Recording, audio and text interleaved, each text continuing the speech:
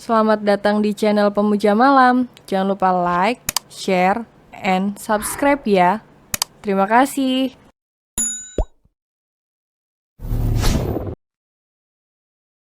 Chapter 22. Tolong jangan buat aku ketakutan.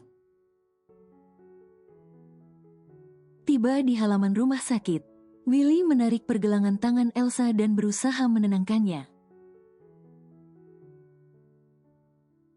Lepaskan aku, nanti kau pasti akan meninggalkanku dan menikah lagi. Karena aku tidak bisa memberimu seorang anak, kan? Sayang, memang kenapa kalau kita tidak bisa punya anak sendiri? Aku tidak akan pernah meninggalkanmu. Lagi pula kita bisa mengadopsi seorang anak, dan akan menganggapnya seperti anak kita sendiri. Kenapa harus aku mengalami semua ini? Willy memeluknya dengan erat. Bahkan saat Elsa hendak melepaskan diri, Willy tidak memberinya ruang. Tenanglah, semua akan baik-baik saja. Setelah Elsa sedikit lebih tenang, Willy mengantar pulang. Sepanjang perjalanan, tidak henti-hentinya Elsa menangis. Bahkan saat tiba di rumah, ia masih terdengar sesegukan, berlari kecil masuk ke dalam kamar. Sehingga Willy harus tinggal untuk menemaninya hingga lebih tenang dan tertidur. Wina, aku akan ke rumah sakit dulu. Elsa sedang tidur. Kalau dia bangun, tolong kau berikan obat ini pada Elsa. Willy baru saja keluar dari kamar dan meletakkan beberapa botol obat di meja. Baik, dokter. Dan kalau ada apa-apa cepat hubungi aku. Baik. Setelahnya, Willy segera keluar dari rumah. Ia menghampiri botak yang sedang duduk di pos bersama beberapa orang. Aku akan ke rumah sakit. Semuanya aman, kan? Tanyanya kepada makhluk tanpa rambut itu. Aman, dokter. Baguslah, terima kasih. Elsa sedang duduk bersandar di pembaringan. Saat Wina masuk dengan membawa beberapa obat dan segelas air putih. Nona, saya membawakan obat yang dititipkan Dr. Willy untuk Nona. Letakkan di situ saja, aku akan minum nanti. Tapi, Dr. Willy bilang, saya harus memastikan agar Nona benar-benar meminumnya. Elsa membenarkan posisinya. Bisakah kau bawakan aku buah dulu? Aku akan mual setelah meminum obat. Baik, Nona, akan saya ambilkan. Wanita itu berjalan keluar kamar menuju dapur. Untuk mengambilkan buah dan kembali setelah beberapa menit kemudian. Anda sudah meminum obatnya, Nona? Tanya Wina saat memasuki kamar itu. Dan mendapati pil yang ia letakkan di sana sudah tidak ada. Sudah, tolong letakkan buahnya di meja saja. Aku akan makan nanti. Baik. Wina meletakkan piring berisi potongan buah di atas meja. Nona butuh sesuatu yang lain? Tidak, terima kasih. Jawab Elsa sambil mengusap perutnya. Wina, kenapa perutku terasa sakit setelah meminum pil itu? Ya. Tidak apa-apa, Nona. Dokter Willy bilang, itu hanya efek samping obatnya. Istirahatlah. Aku juga merasa pusing, Wina. Obat apa yang tadi diberikan suamiku padamu? Suara Elsa mulai terdengar lemah. Ia bahkan tak sanggup lagi membuka matanya. Itu hanya kapsul, Nona. Anda akan baik-baik saja. Sekarang tidurlah. Wanita itu membantu Elsa berbaring, kemudian menyelimutinya. Ia menunggu selama menit di sana. Ada senyum misterius di wajahnya mendapati Elsa mulai tertidur dalam balutan selimut. Setelah memastikan Elsa tak sadarkan diri lagi, ia bergegas meraih tisu basah. Dan mengusap beberapa benda yang disentuhnya, seakan ingin menghilangkan jejak. Setelah memastikan semuanya aman, ia kemudian melangkah keluar kamar. Wina mengeluarkan ponsel dari saku kemejanya, lalu hendak menghubungi seseorang. Setelah beberapa saat menunggu, panggilan akhirnya terhubung. Halo, dokter. Iya, sudah selesai. Ucapnya kepada seseorang di seberang sana. Baik, dokter, saya akan segera pergi dari rumah Dokter Willy. Baik, semuanya beres dan saya sudah memastikan tidak ada jejak. Saya melakukan sesuai perintah Anda. Iya, dokter. Dokter Willy tidak ada di rumah. Dan rumah ini tidak dilengkapi kamera pengintai. Jadi aman saja. Terima kasih, dokter. Iya, saya mengerti. Setelah panggilan terputus, Wina buru-buru memasuki kamarnya untuk berganti pakaian. Lebih baik segera pergi dari rumah itu, sebelum perbuatannya tercium oleh para pengawal yang sedang berjaga. Wanita itu kemudian melirik beberapa pengawal yang sedang berjaga. Ia menarik napas dalam sambil berpikir. Bukan hal mudah untuk bisa meloloskan diri dari pengawal yang berjumlah puluhan itu. Sungguh Dr. Willy dan kakak-kakak Elsa melakukan penjagaan yang super ketat. Beruntung, beberapa waktu lalu, Dr. Willy memasukkan iklan pencarian seorang asisten rumah tangga. Sehingga ia dengan mudah bisa menyamar dan masuk ke dalam rumah itu. Di sebuah ruangan, tampak seorang wanita tersenyum licik. Ia terlihat sangat puas setelah mendapat telepon dari orang suruhannya. Dr. Willy, aku akan menghancurkanmu sedikit demi sedikit. Hari ini kau akan kehilangan istrimu, dan besok kau akan kehilangan segalanya. Gumam wanita itu, lalu tertawa puas. Ia kemudian meraih ponsel lagi, lalu menghubungi seseorang. Halo, jalankan rencana selanjutnya, ucap wanita itu. Sementara itu, setelah selesai berganti pakaian, pelan-pelan Wina keluar dari kamar, lalu menuju kamar Elsa. Sekali lagi ia ingin memastikan keadaan aman. Tampak Elsa masih terbaring dengan selimut yang membalut tubuhnya. Lagi-lagi wanita itu tersenyum misterius kala mendapati adanya buih berwarna putih yang keluar dari mulut Elsa. Selamat tinggal, Nona. Maaf, aku terpaksa melakukannya. Setelahnya, ia berjalan keluar rumah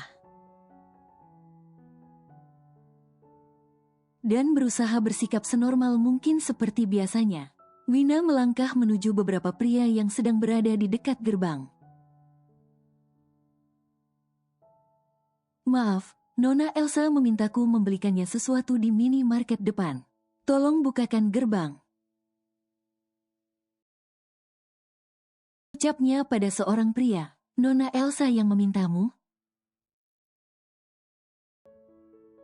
Tatapan tak bersahabat dari lelaki berseragam hitam ia terima, membuat nyalinya menciut.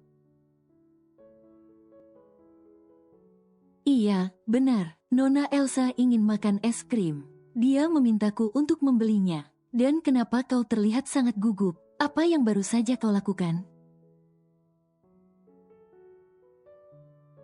Pertanyaan mengintimidasi dari botak sungguh membuat wanita itu ketakutan. Namun, sebisa mungkin wanita itu bersikap tenang. Tidak, Nona Elsa memintaku untuk cepat. Dia sedang mual. Tolong bukakan gerbangnya. Kalau tidak Dr. Willy akan marah kalau membuat Nona Elsa menunggu lama. Baiklah, cepat bukakan gerbangnya. Perintah botak kepada pria yang berada di gerbang. Jangan lama-lama. Baik, jawabnya sambil berjalan keluar.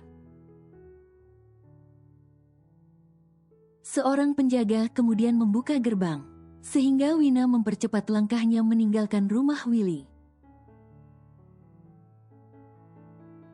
Ia segera mengeluarkan ponsel dan menghubungi seseorang untuk membuat janji bertemu. Halo, dokter. Saya sudah berhasil keluar dari rumah Dr. Willy. Di mana kita akan bertemu?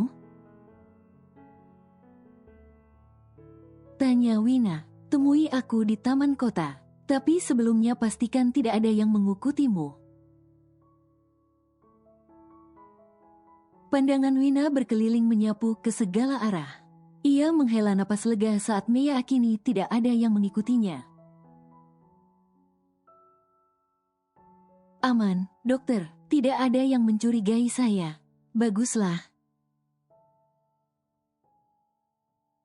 Panggilan terputus. Wina segera memasukkan ponselnya kembali ke dalam tas kecil yang ia bawa. Saat hendak melangkah, dari kejauhan ia melihat mobil milik Willy sedang mengarah ke rumah. Wina pun segera bersembunyi di balik sebuah pohon besar, berharap Willy tidak sempat melihat dirinya berkeliaran di luar rumah. Wanita itu pun menghela napas lega. Boleh jadi ia merasa beruntung karena Dr. Willy tidak sempat melihatnya. Setelah dirasa aman, ia berjalan dengan tergesa-gesa menuju ujung jalan, di mana sebuah mobil sudah menunggunya. Wanita itu mempercepat langkah kakinya, sambil sesekali melirik ke belakang sana. Ingin memastikan bahwa tiada seorang pun yang mengikutinya. Sepertinya aman, sebab tidak ada sesuatu yang mencurigakan dalam pandangannya. Wanita itu pun segera naik ke mobil. Ayo, Pak, jalan. Ucap Wina kepada seorang pria yang duduk di kursi pengemudi. Baik, Nona. Laki-laki itu menyalakan mesin mobil, kemudian beranjak pergi dari tempat itu.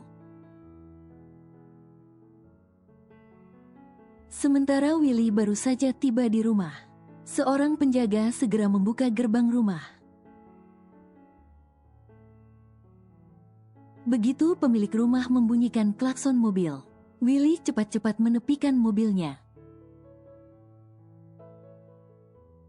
Cukup sudah drama melelahkan hari ini. Masalah dalam hidupnya datang bertubi-tubi. Belum selesai kasus teror terhadap Elsa, sudah muncul lagi masalah baru di rumah sakit yang membelitnya. Kini, ia sangat ingin memeluk sang istri, yang membuatnya khawatir sejak meninggalkan rumah. Akibatnya, ia memilih untuk pulang lebih cepat, agar dapat memastikan keadaan Elsa baik-baik saja. Sebab sang istri tak kunjung menjawab telepon ataupun membalas pesan. Bagaimana? Tanya Willy kepada seorang pengawal yang berjaga. Aman, dokter.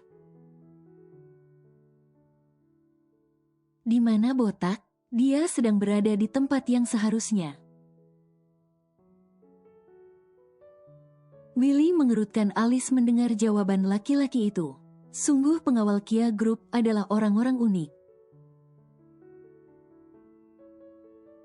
Dengan bahasa kode yang benar-benar sulit dimengerti. Tentu saja, sebab bos mereka adalah seseorang yang sama anehnya bagi Willy. Baguslah, terima kasih. Walaupun tidak mengerti, ia tetap berterima kasih. Kemudian melangkah masuk ke dalam rumah, mencari sosok Elsa yang entah mengapa begitu dirindukannya. El, sayang, panggil Willy sambil berjalan menuju kamar. Karena tidak menemukan Elsa di ruang tamu ataupun di ruang TV. Namun, saat telah berada di ambang pintu, Willy membeku. Seluruh tubuhnya meremang saat mendapati Elsa terbaring di tempat tidur dengan balutan selimut. Bukan karena mendapati Elsa tertidur pulas, melainkan buih yang terlihat di sekitar mulut sang istri. Elsa, teriak Willy. Kepanikan pun terjadi. Willy segera menghambur meraih tubuh Elsa dan memeluknya. Ada sebuah rasa penyesalan yang besar. Tidak seharusnya ia mengambil resiko berbahaya. Dengan meninggalkan Elsa bersama wanita berbahaya seperti Wina. Apalagi niatnya menjebak pelaku peneror itu dengan menggunakan Elsa sebagai umpan. El, apa yang wanita itu berikan padamu? Kenapa mulutmu berbusa? Lirih Willy menahan air mata. Bukankah sudah aku peringatkan sebelumnya? Jangan makan apapun pemberian wanita itu. Bangun, Elsa. Kenapa kau menangis seperti ini? Suara Elsa membuat sepasang netra Willy membulat penuh. Dalam keadaan masih terkejut, ia melepas pelukan dan menatap wajah istrinya. Sayang, kau tidak apa-apa. Lalu ini apa? Kenapa mulutmu berbusa? Sambil mengusap wajah Elsa, berikut beberapa bagian tubuh lainnya. Maaf, tadinya aku mau berpura-pura pingsan di hadapan Wina. Tapi aku malah ketiduran, jawabnya santai sambil mengusap sisa busa yang menempel di wajahnya.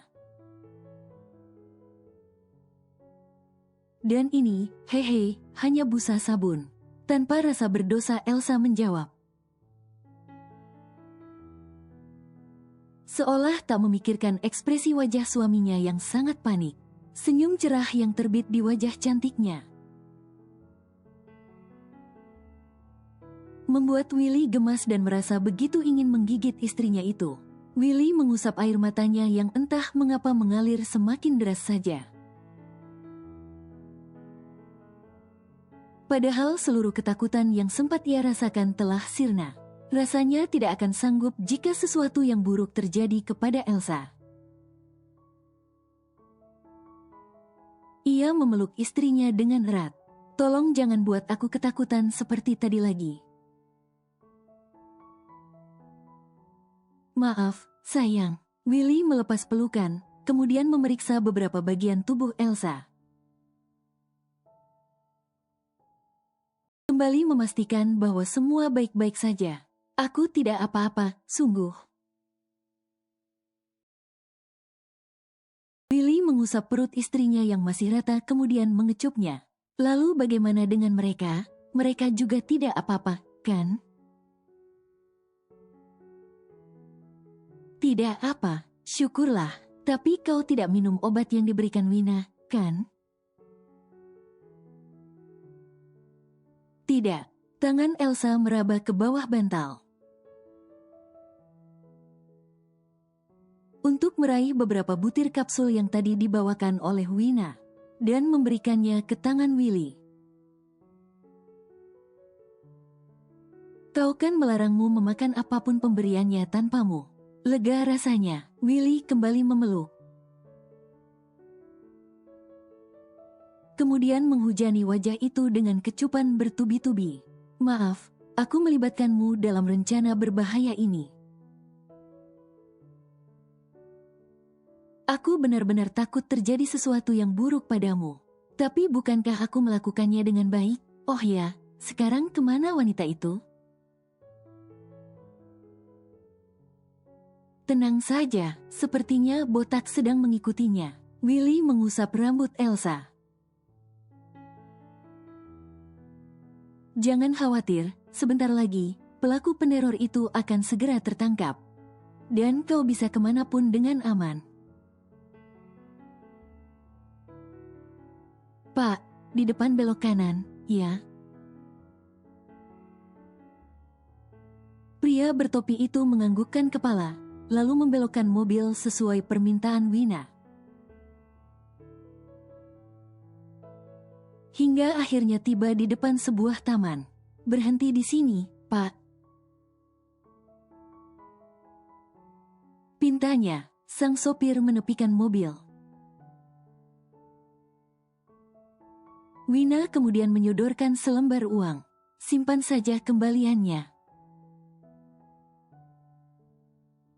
Terima kasih, Nona. Wina segera turun dari mobil setelahnya, kemudian berjalan menuju ke suatu arah. Sang sopir tampak membuka topi dan kacamata hitam. Yang membingkai matanya begitu melihat Wina sudah menjauh. Ia mengeluarkan ponsel dari saku jaketnya, lalu menghubungi seseorang. Bos, sepertinya wanita itu akan bertemu dengan seseorang yang menyuruhnya. Iya, saya sedang terus mengawasinya, ucapnya sambil terus mengawasi dari jarak aman. Pria tanpa rambut di kepala itu memang selalu dapat diandalkan dalam urusan apapun. Kini tinggal selangkah lagi, mereka akan menemukan pelaku peneror itu. Hingga Wina hendak menyeberang jalan. Tanpa ia sadari, sebuah mobil dengan kecepatan tinggi sedang melaju ke arahnya. Botak yang menyadari keadaan berbahaya segera turun dari mobil. Namun, suara teriakan Wina menggema saat sebuah mobil menghantam tubuhnya, hingga terpental sejauh hingga beberapa meter. Botak yang baru akan turun dari mobil membeku, menyaksikan tubuh Wina sudah tidak bergerak di tengah jalan.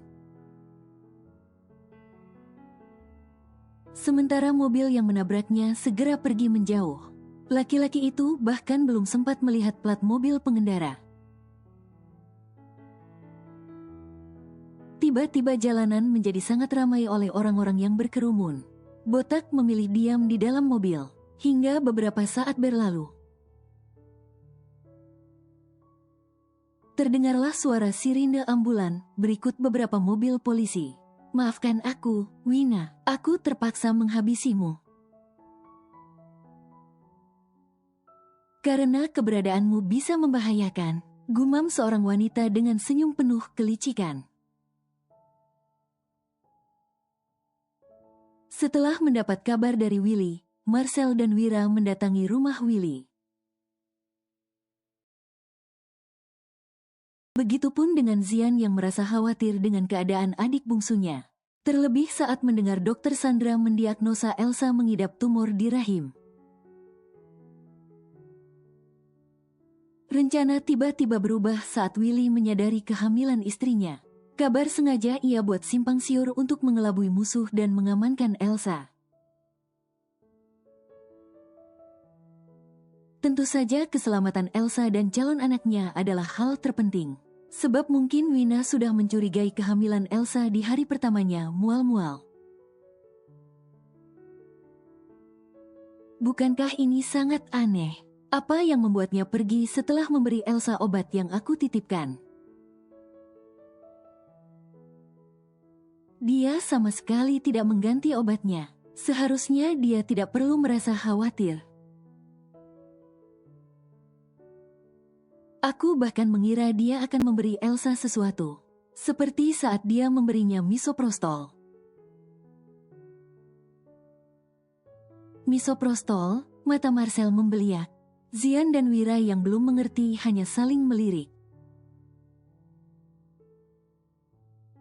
Misoprostol, obat apa itu? Tanya Wira. Itu adalah obat yang digunakan untuk pasien yang mengalami abortus incomplete. Jawab Willy. Apanya yang incomplete? Zian menyela ketika mendengar istilah yang membuat otaknya berpikir. Maksudnya keguguran, Kak. Obat itu diberikan untuk membersihkan sisa-sisa jaringan pada wanita yang mengalami pendarahan. Sebisa mungkin Willy menjelaskan dengan bahasa yang mudah dimengerti oleh kakak iparnya itu. Maksudmu, Elsa sedang? Wira, Marcel dan Zian bertanya secara bersamaan. Willy tersenyum bahagia sambil mengangguk. Ia memang belum sempat memberitahu siapapun mengenai kehamilan Elsa. Iya, Elsa sedang hamil. Jawabnya dengan mata berbinar. Tapi kenapa kabar yang aku dengar dia mengidap tumor di rahim? Tanya Zian. Aku sengaja memaksa Sandra melakukannya. Aku mau lihat bagaimana reaksi Wina saat mendengarnya. Kalau mereka tahu Elsa sedang hamil, mereka pasti merencanakan sesuatu. Ya, kau pintar juga ternyata. Ucap Zian, setidaknya ia kini merasa lega adiknya selamat dari bahaya. Wira dan Marcel saling melirik. Tantangan yang mereka berikan dapat dipatahkan dengan mudah oleh Willy. Sementara Zian tampak antusias mendengar kabar kehamilan adiknya. Kecebongnya subur juga, ya, ucap Wira sambil menggeleng. Selamat kau akan menjadi ayah dari seorang anak dan 2. Willy memotong ucapan Wira dengan bangga. Wira tersentak, sepasang matanya membulat. Anakmu kembar, hehe, ibunya punya gen kembar. Tidak aneh kalau anaknya juga kembar, kan? Lagi-lagi Marcel, Wira dan Zian terdiam. Inilah kabar bahagia yang paling menyiksa. Secara tidak langsung, Willy mengalahkan 3 orang sekaligus. Ucapan selamat yang mereka ucapkan mengandung unsur kecemburuan akut. Lalu obat yang kau berikan pada Wina tadi? Tanya Marcel. Hanya kapsul penambah darah dan obat penguat kandungan. Aku pikir dia akan menggantinya. Aku sudah melarang Elsa memakan apapun pemberian Wina. Sejak awal dia masuk ke rumah ini. Bahkan aku hanya membolehkan Elsa minum air mineral kemasan yang masih tersegel. Kau bilang memberinya kapsul? Zian menyela dengan kerutan di alis. Coba sini aku lihat kapsulnya. Sebentar, sepertinya masih ada di kamar. Semoga El belum membuangnya. Willy segera beranjak menuju kamar dan keluar lagi, dengan membawa beberapa obat dan kapsul penambah darah. Yang tadi ia titipkan kepada Wina. Zian segera meraih beberapa pil itu dan menelitinya. Itu memang kapsul penambah darah, ucap Willy. Bodoh kau, begini saja tidak paham? Zian membuka sebutir kapsul, sehingga tampaklah isi dalamnya. Yang mana membuat Marcel dan Willy membelalak. Willy mengusap serbuk obat yang terdapat di dalam kapsul. Lalu mengendus aromanya, begitupun dengan Marcel yang meneliti isi dari kapsul itu. Kemudian saling melirik dengan tatapan misterius. Ini. Marcel memberi kode kepada Willy. Kini mata Willy memerah, pertanda laki-laki itu sedang dalam keadaan marah. Breng. Mereka mau membunuh istriku dengan cara kejam seperti ini. Zian tersentak, begitupun dengan Wira. Mereka belum menangkap arti tatapan Willy dan Marcel pun terlihat bingung. Apa maksudmu? Tanya Zian. Ini jenis obat yang sangat berbahaya. Dan jika dikonsumsi bersamaan bisa menyebabkan kematian dalam beberapa menit saja. Sekarang aku yakin pelakunya berasal dari dunia kesehatan. Kalau tidak, bagaimana mereka mendapatkan obat ini? Willy benar, obat ini hanya bisa didapatkan dengan resep dokter, ujar Marcel. Will, coba kau ingat, siapa yang pernah bermasalah denganmu? Willy menggeleng, lalu menghela napas panjang. Masalahnya aku tidak menaruh kecurigaan terhadap siapapun. Wina adalah satu-satunya orang yang bisa menjawab semua pertanyaan ini. Ngomong-ngomong, aku benar-benar tidak menyangka penyusup bisa masuk ke rumahmu. Ujar Wira, sebenarnya aku sengaja. Willy kemudian menatap Marcel. Cel, kau ingat, kan? Aku memintamu untuk mencarikan seorang asisten rumah tangga. Dan akhirnya aku batalkan dan memilih memasukkan iklan pencarian saja. Iya, aku juga heran saat itu, kenapa kau tiba-tiba membatalkannya. Aku tahu mereka mengawasi setiap gerak-gerikku dan Elsa. Karena itulah, saat aku memasang iklan, mereka dengan cepat mengirim Wina kemari. Dan saat mereka merasa telah berhasil membunuh Elsa, dengan liciknya menyingkirkan Wina untuk menghilangkan jejak. Zian menambahkan, ya, berita kecelakaan yang menewaskan Wina juga sempat tayang di beberapa stasiun TV dan menghebohkan jagat maya.